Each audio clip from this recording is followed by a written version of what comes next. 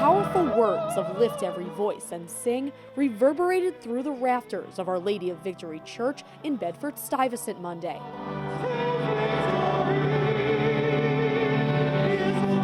It's the 35th time the nation has come together to celebrate the life and legacy of Dr. Martin Luther King Jr. But this year is very different. With the murder of Breonna Taylor, George Floyd, the protests that we've seen throughout our diocese, the words of Dr. King resonate now more than ever. No justice, no peace. This past summer, what could be called a new civil rights movement erupted across the country. We've got some difficult days ahead.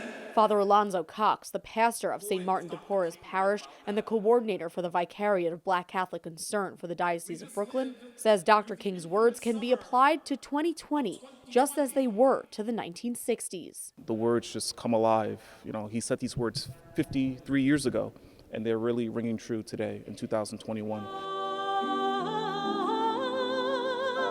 In years past, hundreds would have attended the midday prayer service, but in the midst of the pandemic, only a fraction came in person to celebrate Dr. King.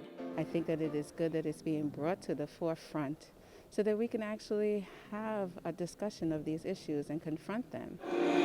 As Dr. King was guided by his faith, the church is renewed in its mission to end the sin of racism. We need healing in our nation, and his words, his legacy can be the point in which we start to begin the healing process. This Martin Luther King Day is just making me think a lot about hope and hope for the future and how we are going to make that progress for the next 5 to 10 years. The question this year is not what would Dr. King do, but rather what will we do? In Bedford-Stuyvesant, Jessica Easthope, Currents News.